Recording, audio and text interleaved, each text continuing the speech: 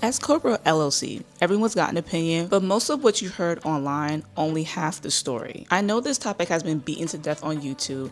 Every video title sounds exactly the same. So let me tell you upfront why this one is different. Most videos will tell you to get an S-Corp because it saves taxes. And that's true, but they leave out a part where it can also cost you more than save you if you do it wrong or do it too early. And nobody talks about that. I'm Kiera, I'm an enrolled agent, which means I'm federally authorized to represent taxpayers before the IRS. I work with business owners on this exact decision all the time. So what I'm about to walk you through is not YouTube advice. It's what I actually tell my clients. Let's start simple. An LLC is a limited liability company. It's a legal structure. It protects your personal assets from your business debts. That's its main job. But on its own, an LLC doesn't have a tax structure. By default, if you're a single member LLC, that IRS just treats you like a sole proprietor. All your profits flow directly into your personal tax return and you pay taxes on all of it, including self-employment tax. Now, self-employment tax, that's the one people forget about. It's 15.3% on top of your regular income tax. It covers Social Security and Medicare. And when you're self-employed, you pay both sides of it, the employee side and the employer side, and that adds up fast. Here's where the S-Corp comes in. An S-Corp is a tax election. You can actually take your existing LLC and elect to have it taxed as an S-Corp. If you're not forming a brand new company,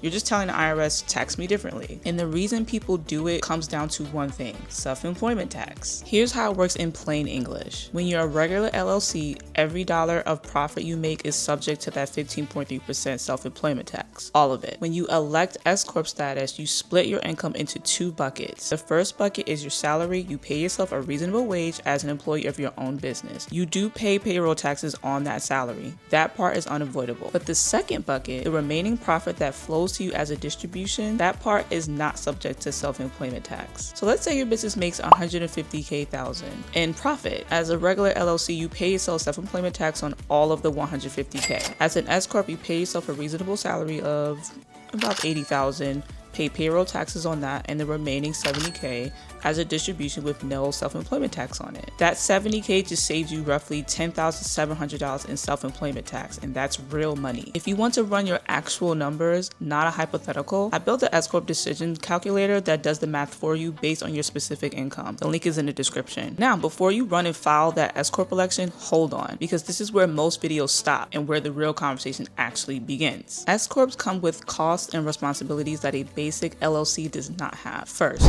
payroll. Once you elect S-Corp status, you are required to run payroll for yourself. That means setting up a payroll system, withholding taxes, filing quarterly payroll taxes, filing quarterly payroll tax returns, and paying both the employer and employee side of payroll taxes on your salary. That's not free. Payroll software or payroll service typically runs between $500 to $1,500 a year minimum. Second, bookkeeping gets more complex. You need to track your owner's distributions separately from salary. Your books need to be clean enough to support an S-Corp return. A sloppy set of books on an S-Corp is a red flag. Third, you have to file a separate business tax return. An S-Corp files a Form 1120S every year. That return costs more to prepare than a simple Schedule C on your personal return. Tax prep fees go up. So when you add all of that together, payroll costs, additional bookkeeping, higher tax prep fees, you're looking at potentially $2,000 to $4,000 in extra annual expenses just to operate as an S-Corp properly, which means the S-Corp only makes financial sense when your tax savings exceed those costs. So this is the question I get most, and here's my honest answer. The general rule of thumb most tax professionals use in this S-Corp election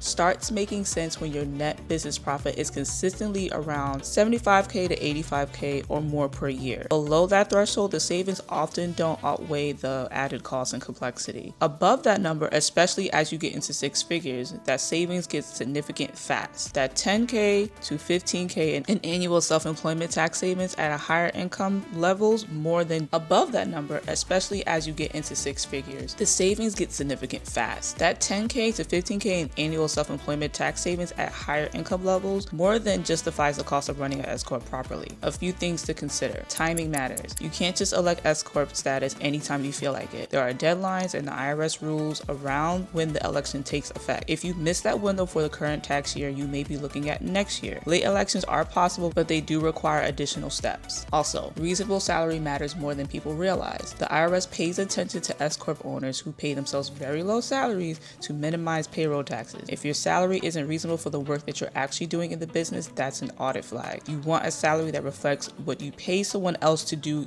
your job. Here's the bottom line. LLC gives you legal protection and simplicity. S-Corp gives you real tax saving strategy, but only when the numbers actually justify it. One is not automatically better than the other. The right answer depends entirely on where your business is right now. 2 things in the description box for you. Grab the free S-Corp readiness checklist to see if you're even ready to make this move. Second, if you already know you're ready and you want to see exactly how much you save, the S-Corp decision calculator runs the real numbers for your situation. Both links are below. And if you want to sit down and actually work this together, my consultation link is down there as well. This is one of those decisions that's worth getting right the first time. Drop a comment below if you have any questions. I read every single one, and subscribe if you want real tax talk without the fluff.